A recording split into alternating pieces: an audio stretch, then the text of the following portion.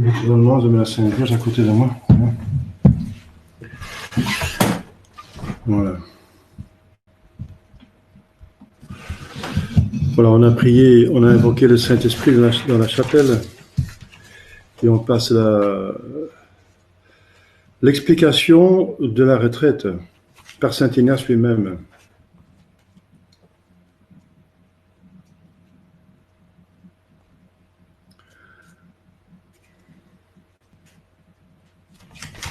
Voilà. Vous avez à la page 306, âme de Jésus-Christ. C'est une prière importante. Excusez-moi. Dans votre livre d'exercice.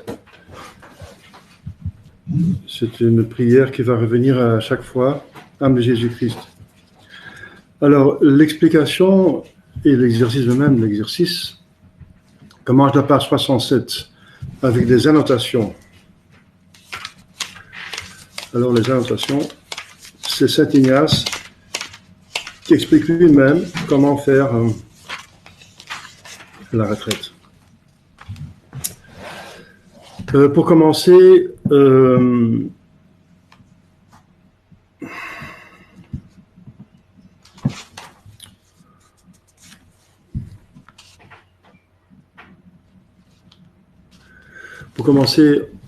va, comme toute prière,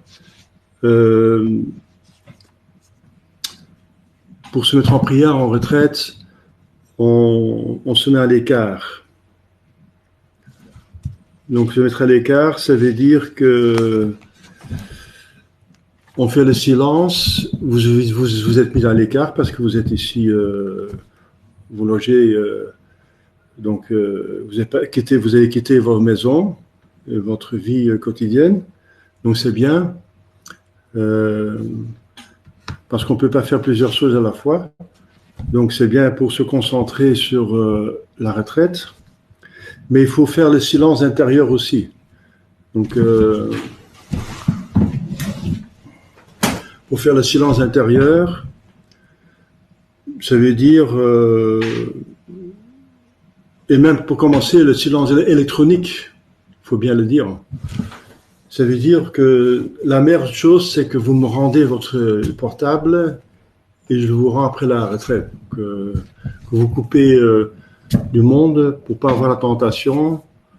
Hein?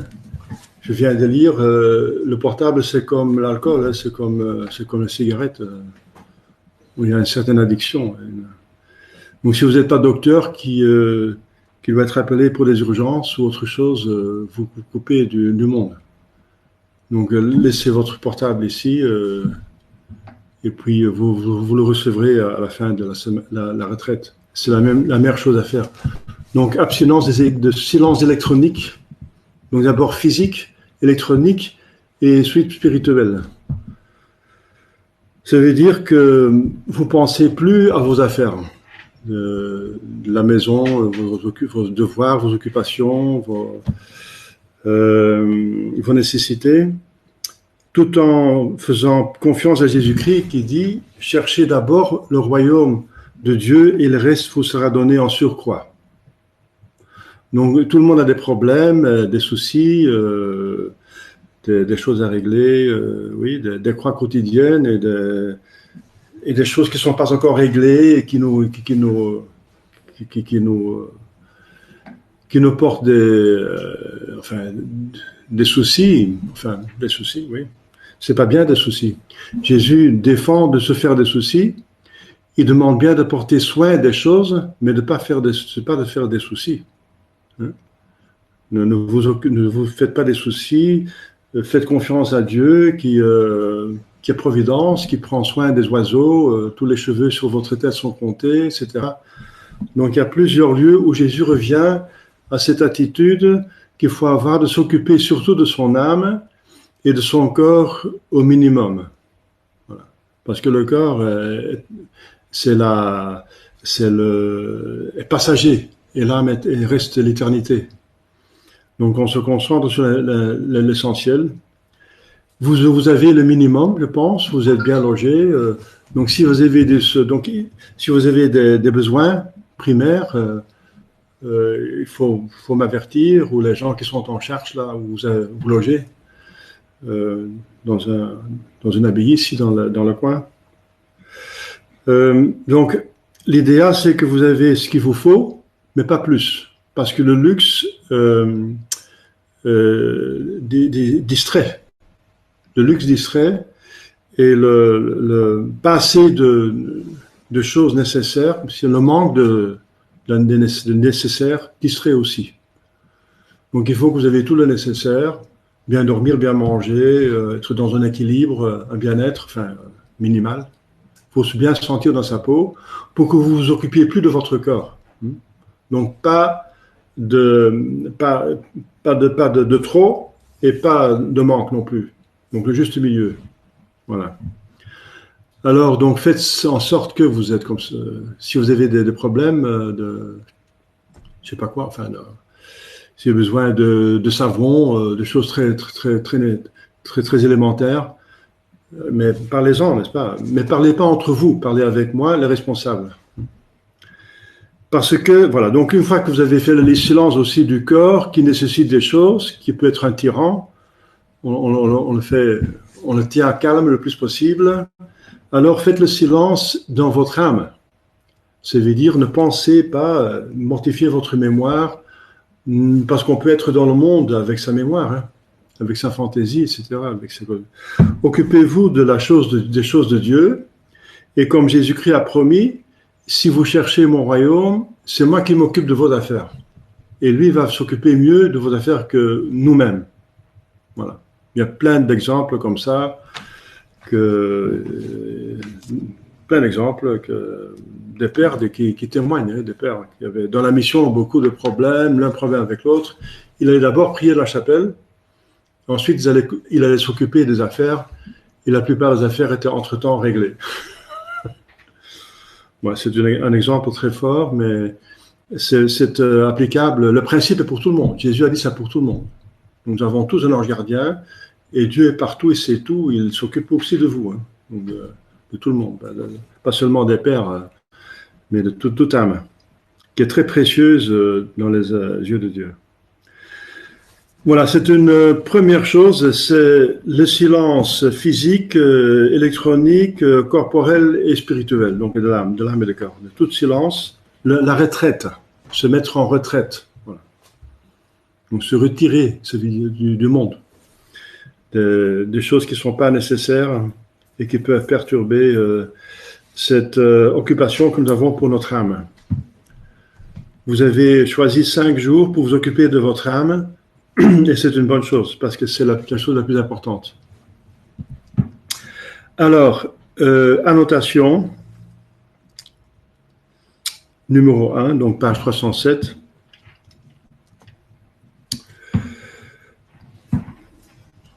Alors, il donne une première définition. Donc, ce sont des annotations propres à faciliter l'intelligence des exercices spirituels qui suivent, utiles à celui qui doit les donner et à celui qui doit les recevoir. Donc, certaines annotations sont pour le prédicateur et d'autres pour celui qui reçoit, qui suit la retraite. Mais même, c'est bien pour vous aussi de savoir un petit peu ce qui est pour le prédicateur, éventuellement. Ça peut être utile, mais ce n'est pas nécessaire. Première annotation, de quoi s'agit-il? Par ce mot exercice spirituel, on entend toute manière d'examiner sa conscience, de méditer, de contempler. Voilà, il y a déjà une différence entre méditer et contempler. Méditer, c'est plutôt actif, c'est prier activement avec son âme, avec intelligence, mémoire, volonté, mais activement, avec l'aide de la grâce. Contempler, ça va plus loin. La grâce, c'est le Saint-Esprit qui prend l'initiative et on va suivre le Saint-Esprit. Donc c'est celui qui vous donne la prière. Comme Saint Paul dit, c'est l'Esprit qui dit en notre âme Abba Pater. Il faut le suivre là-dedans. Il faut le suivre. C'est contempler. De prier vocalement, c'est la première prière. Et aussi la plus importante dans ce sens que toute prière liturgique est vocale. Parce qu'une prière liturgique, c'est une prière de communauté, et la communication de communauté se fait par le corps. On communique par le corps, par la parole, en se voyant, etc. Donc la communication sociale se passe par le corps corporel. Mais c'est une communication d'âme, bien sûr. On communique des idées, des volontés, etc., des souhaits, des projets. Donc c'est l'âme qui est communiquée, mais par le corps. Donc c'est nécessaire, c'est indispensable. On n'est pas des anges qui peuvent communiquer comme ça avec, transition de transmission de pensée, ça s'appelle encore ça, non? Télépathie, oui. On communique pas vraiment par télépathie. La télépathie, c'est plutôt une exception. Hein. Donc on communique par la prière vocale, par la voix, je veux dire. Et puisque la liturgie est sociale, la liturgie se fait par la prière vocale, et c'est la prière la plus importante parce que c'est celle de Jésus-Christ. La messe, c'est Jésus-Christ qui s'offre. Et prier mentalement. Voilà, on vient de dire mentalement, c'est méditer et contempler surtout. Et les autres opérations spirituelles dont nous parlerons dans la suite. Il y a beaucoup d'exercices spirituels que nous allons faire. Beaucoup. Plusieurs.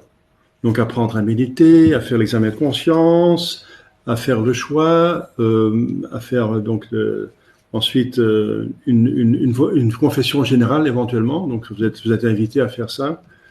Ensuite,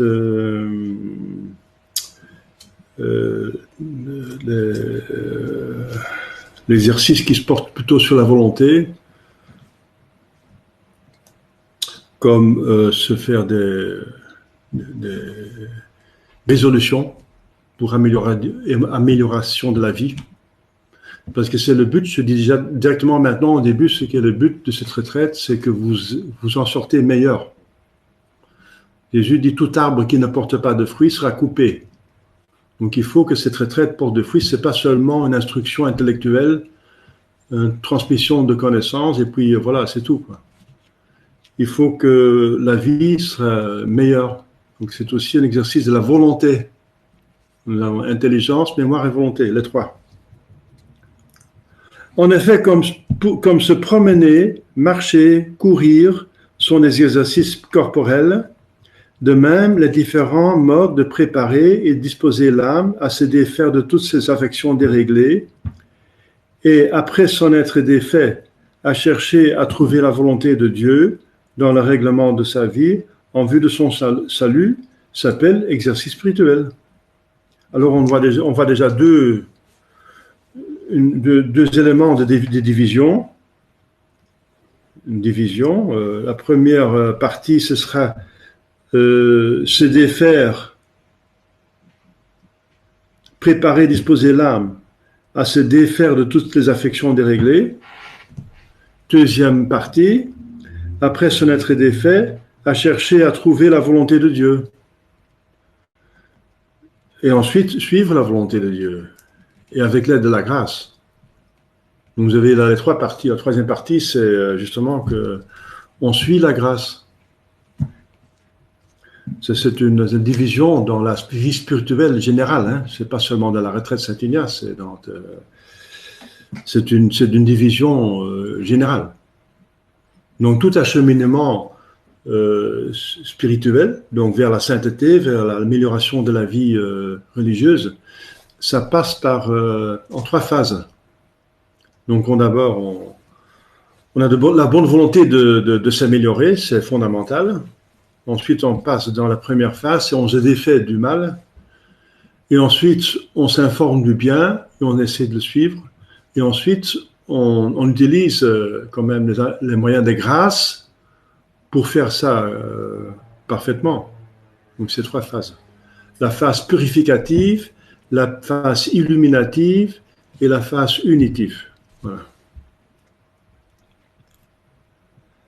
Et vous savez, ces exercices spirituels c'est l'exercice qui ont été prêchés dans toute l'Église, pas seulement chez les jésuites. Donc ça dépasse l'ordre.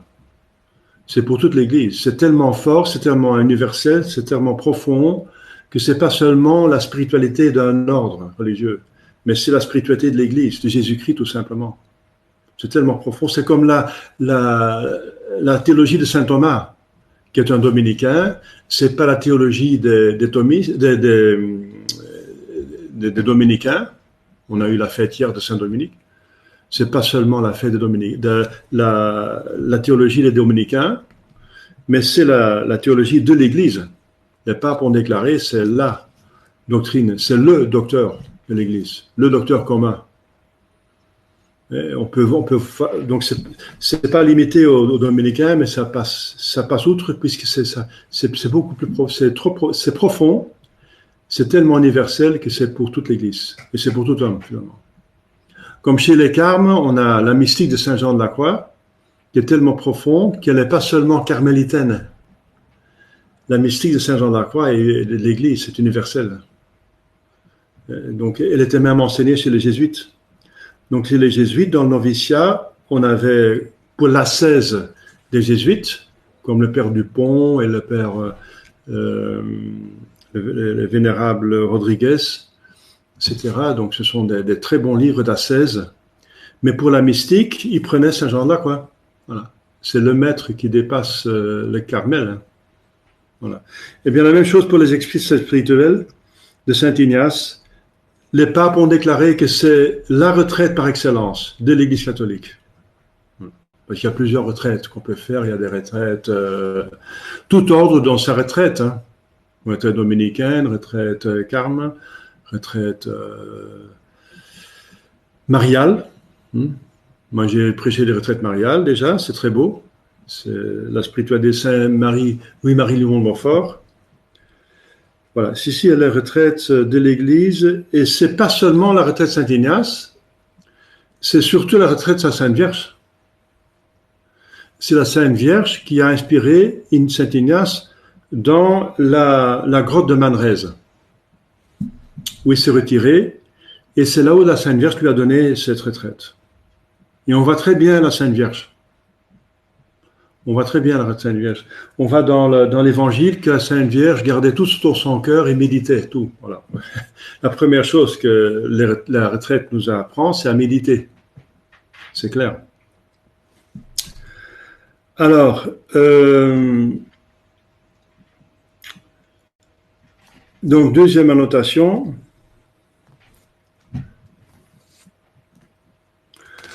C'est pour celui qui donne, c'est qu'il peut beaucoup expliquer, mais il faut quand même se limiter.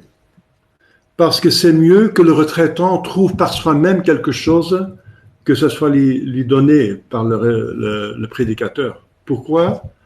Parce que ce qu'on trouve par soi-même, c'est plus profond dans notre âme que ce qu'on a reçu d'un autre. Donc, s'il donne quelques principes, quelques idées, et vous allez commencer à méditer dessus et réfléchir dessus, et vous trouvez des conclusions qui sont très utiles, ce sera beaucoup mieux pour vous. Donc, il faut pas que le prédicateur dise trop, quoi.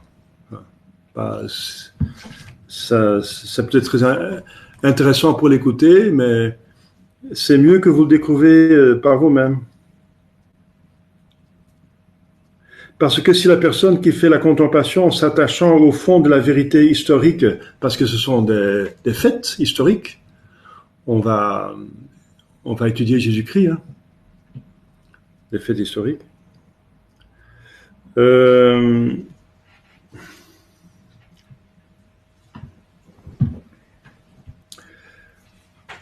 Raconte, donc, s'attachant au fond de la vérité historique, parvient en raisonnant et en réfléchissant par elle-même à découvrir quelque chose qui lui fasse un peu plus connaître ou goûter avec son âme, bien sûr, son sujet. Soit par le raisonnement propre, le raisonnement c'est l'intelligence qui part de deux éléments et qu'on trouve un troisième, un principe générale, une situation concrète sur laquelle le principe est applicable, et la conclusion, c'est que, voilà, que ce principe, on connecte le principe avec la situation concrète. C'est ça, le type de raisonnement. Et cette histoire concrète, c'est nous-mêmes, c'est notre vie, c'est ma situation, qu'on applique les principes à soi-même. Soit par la lumière divine qui éclaire son entendement, parce qu'il y aura quand même la grâce, et il trouvera plus de gouttes et plus de fruits spirituels que si celui qui donne l'exercice lui eût développé fort au long tout ce que renfermait le sujet de sa méditation. Car ce n'est pas l'abondance de la science qui rassasie l'âme et la satisfait, c'est le sentiment et le goût intérieur des vérités qu'elle médite. Voilà. Voilà, là on va à la Sainte Vierge. Elle méditait tout dans son cœur. L'intelligence est nécessaire, mais le cœur est le plus important, que ce soit dans les veines, dans le cœur, dans notre âme. Alors, troisième annotation, Dieu est Dieu.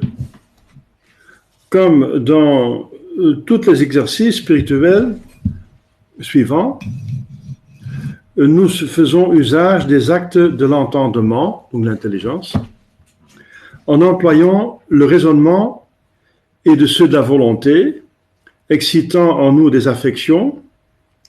Il est à remarquer que dans les actes de la volonté, lorsque nous parlons vocalement ou mentalement à Dieu, donc c'est quand vous méditez, vous parlez à Dieu, vous allez beaucoup prier. Notre Seigneur, ou ses saints, qui représentent Dieu, il faut de notre part un plus grand respect que quand nous faisons usage de l'entendement par la réflexion.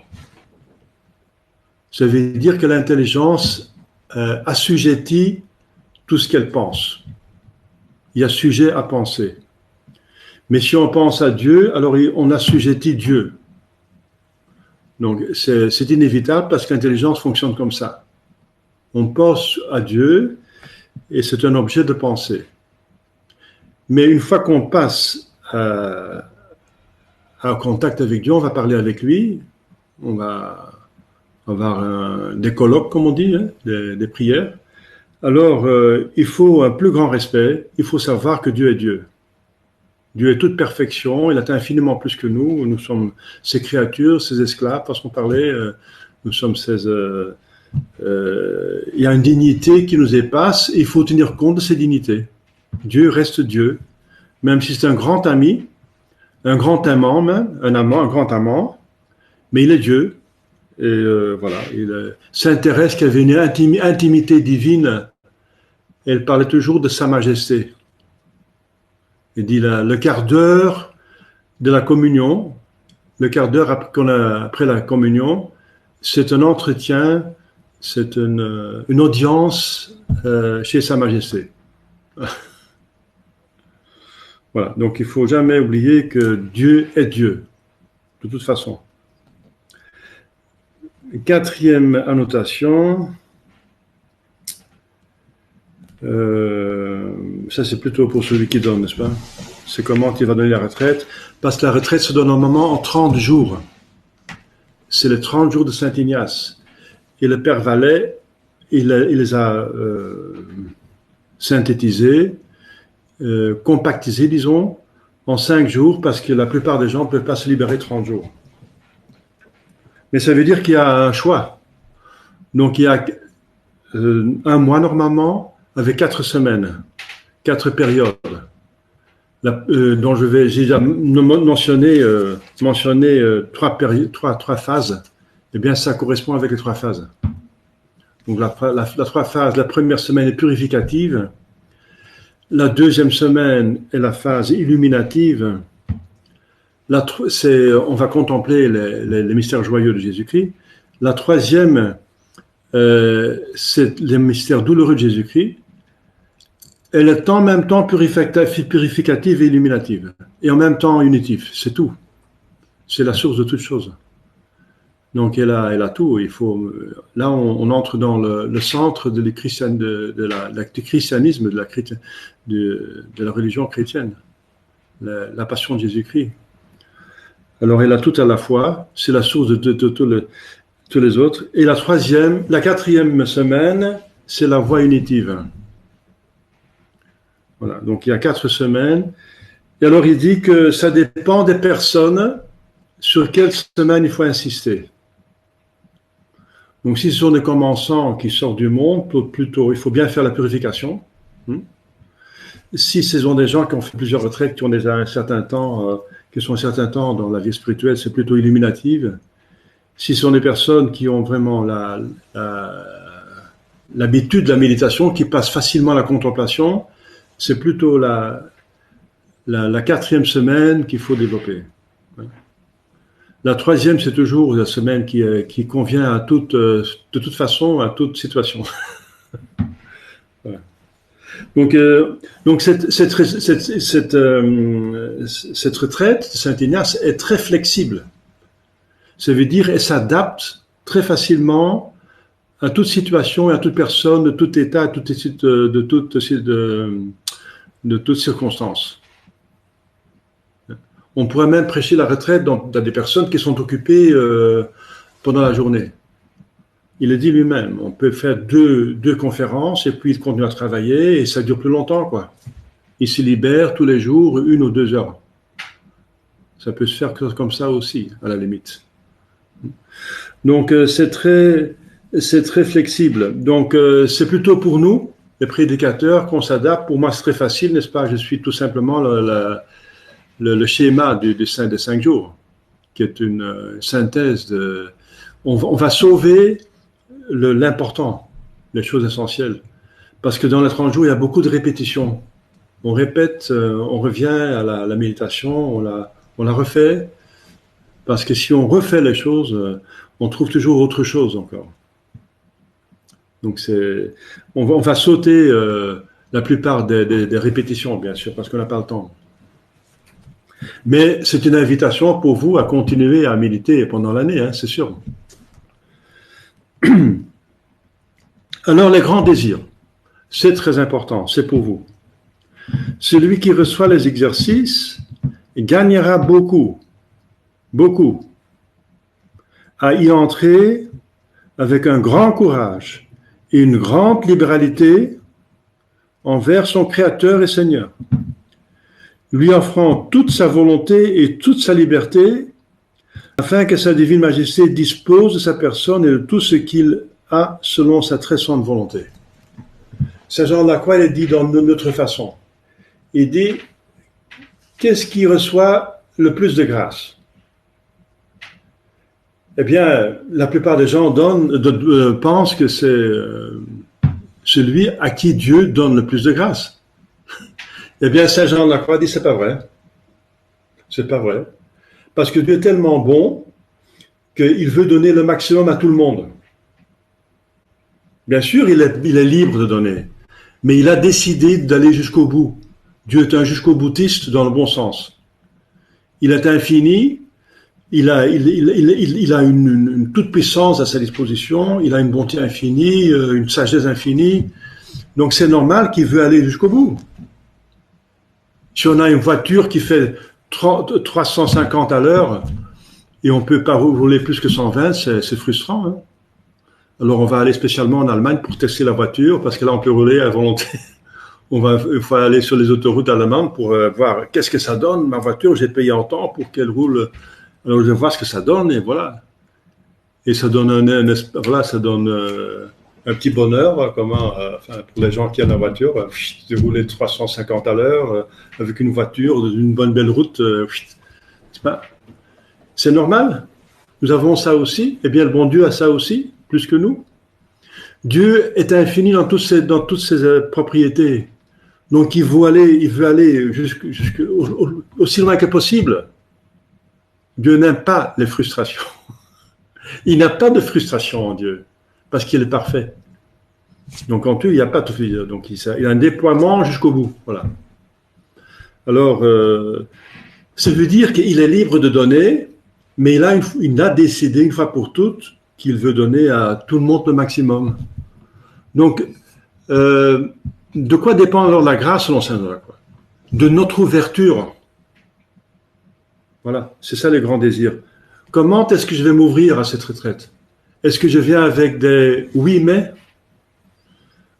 jusque-là et pas plus loin, n'est-ce pas? Des limites. Nous, on va mettre les limites. Est-ce qu'on va mettre des limites? Ou est-ce qu'on dit, on va ouvrir grand son cœur, hein? On va enlever les nuages, ouvrir les fenêtres, enlever les volets, les rideaux, tout pour que le soleil entre. Parce qu'il y a beaucoup de choses qui peuvent empêcher que le soleil entre. Hein. Enfin, maintenant, il fait chaud, on laisse le téléphone à l'écart. Mais le soleil, si le soleil représente Dieu, eh bien, vous comprenez ce que je veux dire. Donc, c'est très important d'avoir de grands désirs. Vous aurez autant de grâce que vous ouvrez votre cœur à Dieu. Voilà. Au Saint-Esprit, qu'on vient d'invoquer au début. Et vous m'oubliez moi-même, je suis qu'un instrument, donc vous oubliez tout. Hein. Vous occupez de Dieu et votre âme.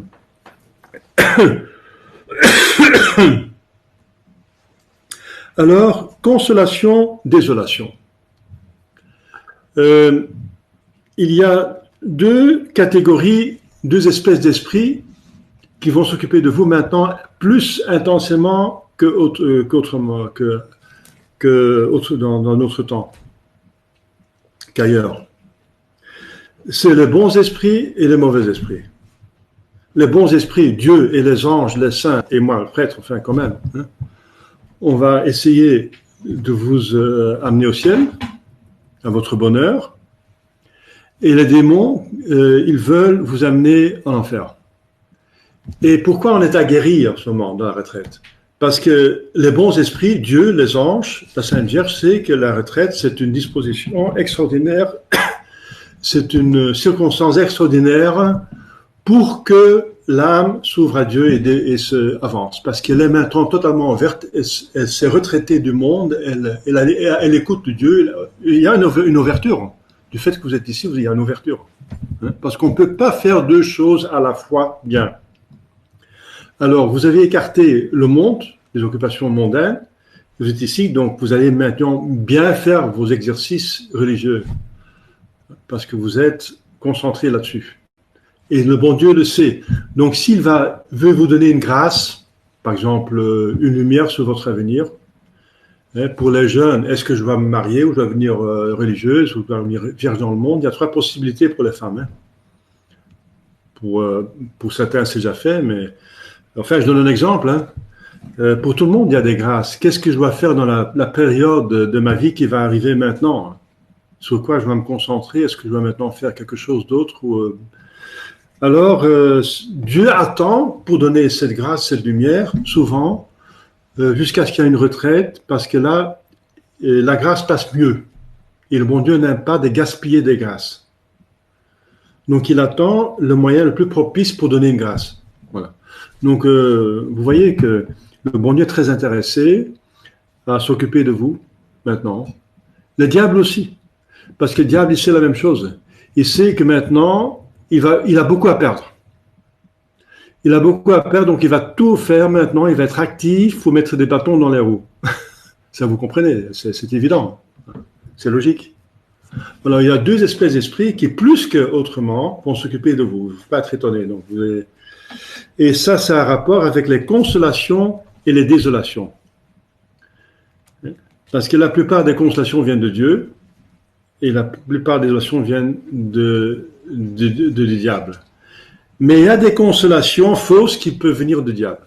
On peut se sentir bien dans le péché mortel. Il y a des désolations, certaines qui peuvent devenir de l'ange parce qu'on peut se sentir mal dans le péché. Et c'est pour nous convertir. Ça, on va voir dans le discernement des esprits. Il y aura chaque jour une heure, une demi-heure, 3/4 d'heure, je verrai bien, c'est le temps qu'il nous reste, qu'on va s'occuper du discernement des esprits. C'est un autre exercice spirituel qui est très, très utile. Et c'est vraiment le charisme de Saint Ignace la retraite et le discernement de l'esprit. C'est ce qui est vraiment le don que Saint Ignace a reçu du ciel. Donc, sixième annotation, quand celui qui donne les exercices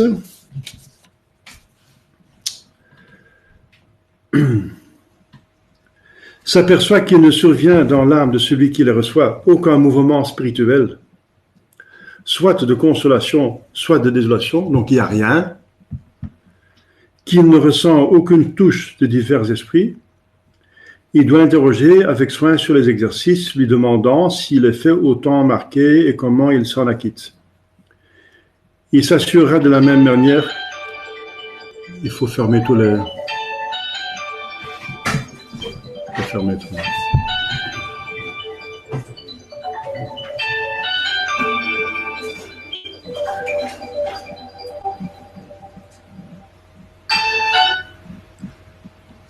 Faut fermer tous les portables. C'est fermé? Oui. D'accord. Voilà. Donc, il s'assurera de la même manière s'il observe les additions, entrant dans les détails de sur chacun. Ça veut dire qu'il faut consulter le prêtre. Si tout va bien, vous consultez pour dire que tout va bien. Si ça va mal, vous consultez le prêtre pour dire que ça va mal. On peut trouver des causes. Donc c'est bien de consulter. Donc c'est un exercice spirituel encore. C'est de consulter le prédicateur. Si on a plusieurs, un des prédicateurs. Et c'est bien de consulter une fois par jour. Donc, il y aura le temps entre les méditations, entre les conférences, il y aura le temps de me consulter. Voilà. Pour que je donne des indications, parce que c'est important de voir. Donc, si vous avez des consolations pour expliquer ce qu'il faut faire avec, c'est pas évident. Si vous avez des consolations pour voir ce qu'il faut faire avec et comment il faut faire pour s'en débarrasser le plus vite possible. Et s'il n'y a rien aussi, pour encore voir comment ça se fait qu'il n'y a rien.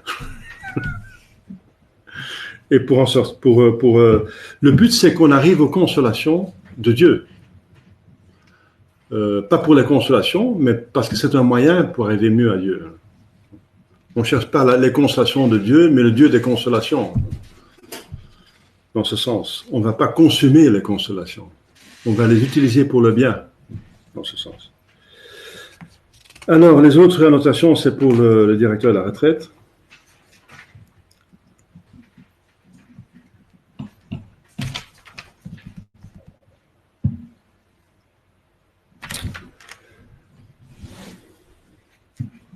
Alors, neuvième annotation, si celui qui s'exerce n'est point versé dans les choses spirituelles et a tenté pendant les exercices de la première semaine, donc le premier jour pour nous, d'une manière grossière et évidente, rencontrant par exemple dans la crainte du travail, dans la fausse honte et l'honneur selon le monde, des obstacles qui l'empêchent d'aller en avant dans le service de Dieu, notre Seigneur, que celui qui donne l'exercice ne lui explique pas les règles de discernement de l'esprit de la seconde semaine.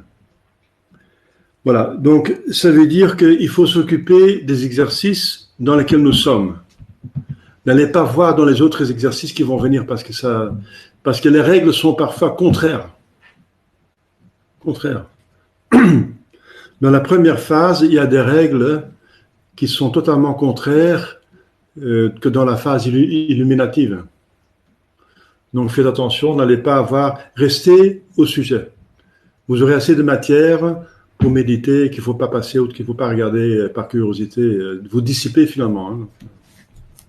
Donc ce qui est permis, c'est de lire l'Écriture sainte, l'imitation de Jésus-Christ, votre missel, et surtout le livre d'exercice, et les notes que vous faites. Prenez des notes pour que ce qui vous touche, vous pouvez le reprendre en méditation.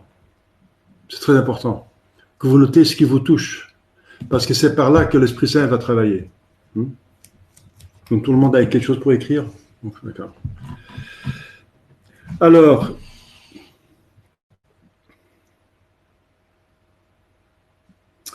donc la 10e annotation va dans le même sens. que le diable, il a une autre tactique dans l'autre phase que dans l'une phase. Voilà.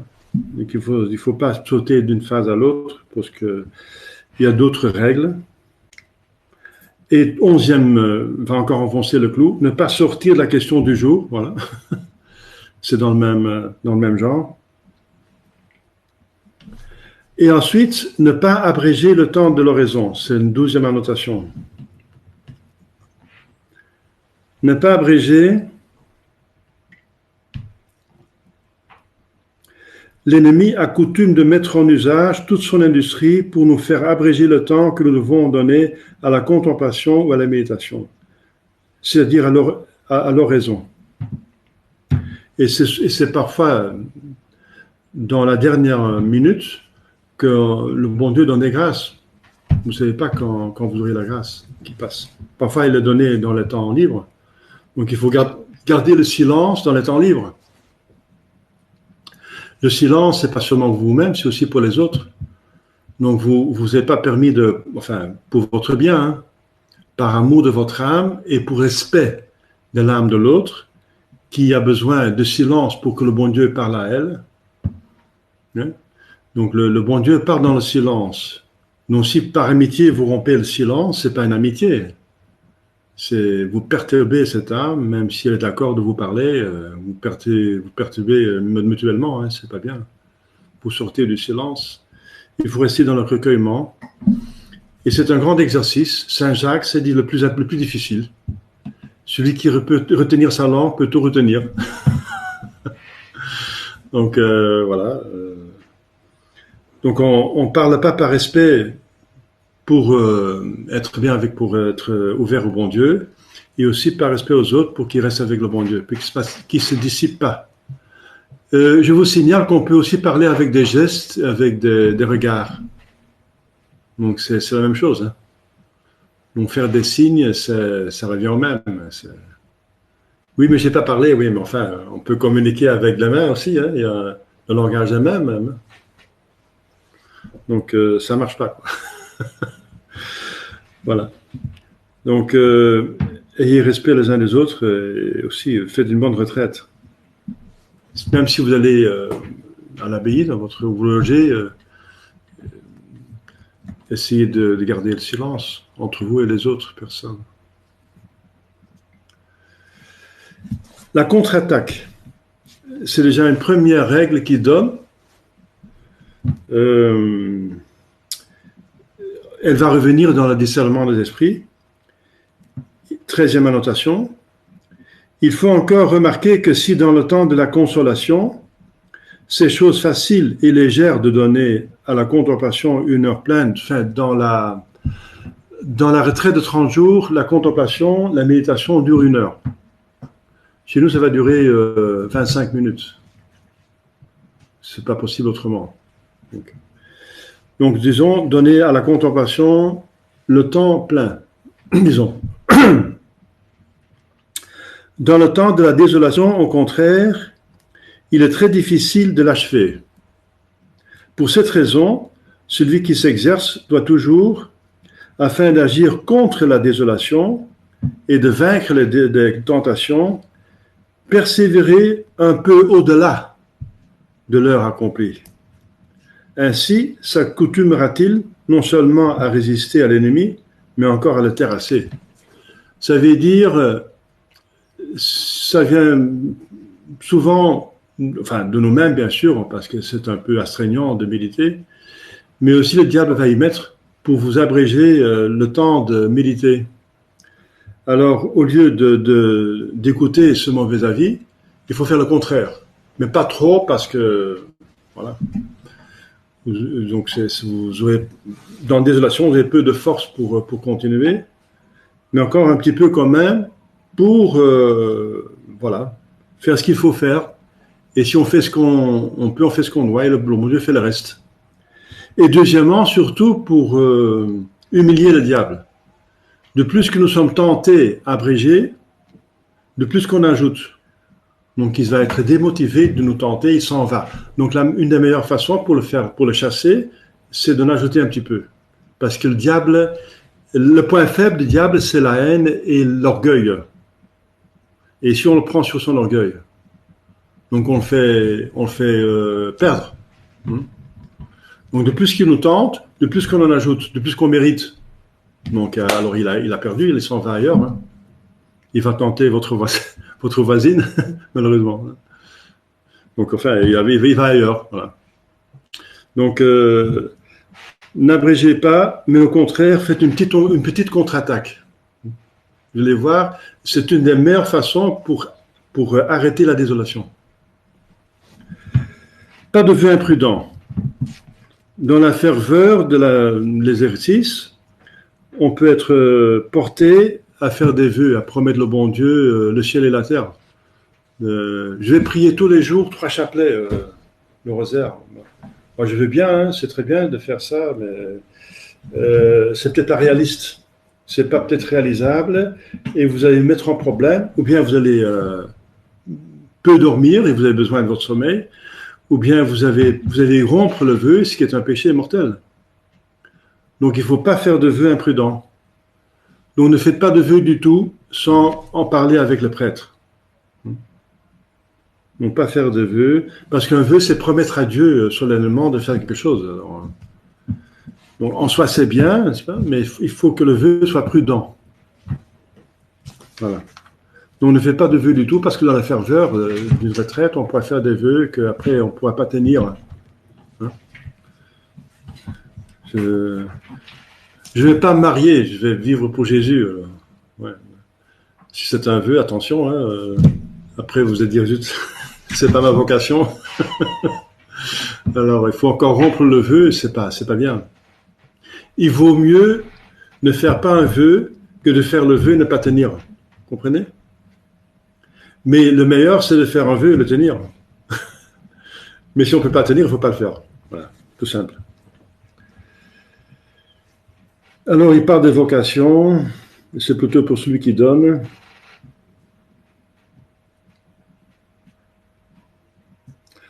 Avec encore un agir contre. Alors, j'en ai déjà parlé de 17e annotation. Il faut voir l'un des prédicateurs régulièrement.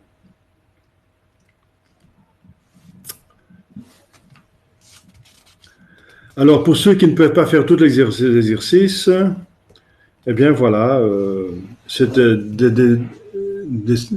des conseils aux prédicateurs comment faire.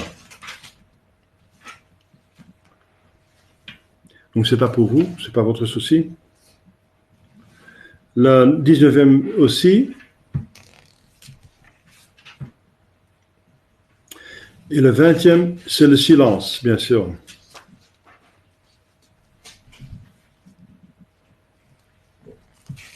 Le silence. Alors, on a fait un petit peu le tour. Excusez-moi.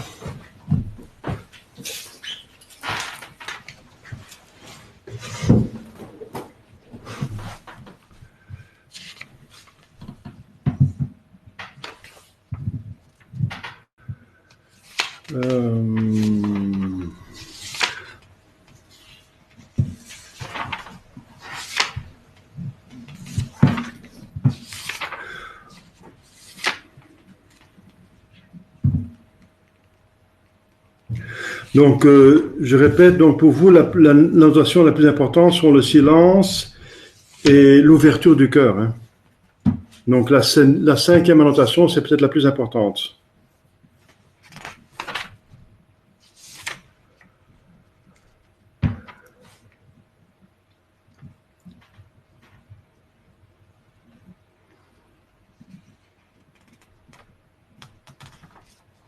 Encore une chose, oui, que j'ai oublié, c'est qu'il a demandé fortement de la méditation pour ceux qui font ces méditations, ces exercices, de s'abstenir des communions les premiers jours jusqu'à la confession. Vous aurez la possibilité de vous confesser le mercredi. Voilà. Donc, on vous demande de vous abstenir pour vous concentrer sur la phase purificative, qui est comme, voilà. Et vous direz, oui, mais j'ai manqué de communion, oui, d'accord, mais d'autant plus que vous vous disposez aux communions après, vous serez bien disposé et vous allez rattraper largement les grâces. Et vous avez la grâce de mieux pouvoir vous concentrer sur les mystères, les vérités et les principes de purification. La communion, c'est plutôt un mystère d'union à Dieu, hein. C'est plutôt la phase unitive. Donc le mot le dit, communion. Donc avant de s'unir à Dieu, on se purifie le plus possible. Donc c'est plutôt concentré sur la confession. Alors voilà, donc c'est dans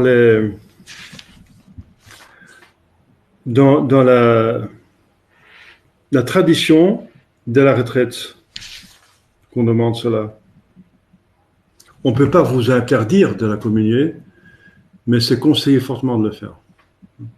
Parce que vous avez un droit canonique à la communion, mais on vous demande, ça appartient aux exercices d'agir comme ça, quoi.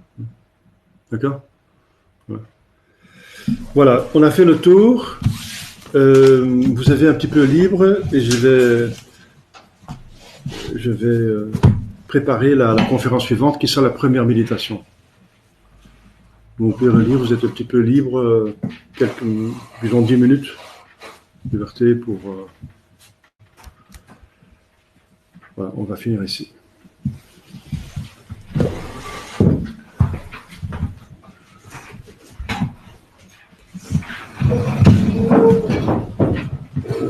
Au nom du Père et du Fils et du Saint-Esprit, ainsi soit-il. Je vous salue Marie, pleine de grâce, le Seigneur est avec vous. Vous êtes bien entre toutes les femmes et Jésus, le fruit de vos entrailles, est béni.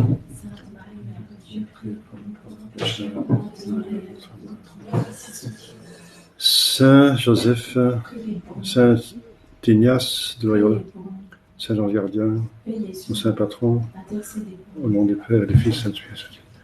Oui, j'ai inclus Saint Joseph parce que c'est le patron de la vie intérieure. Voilà.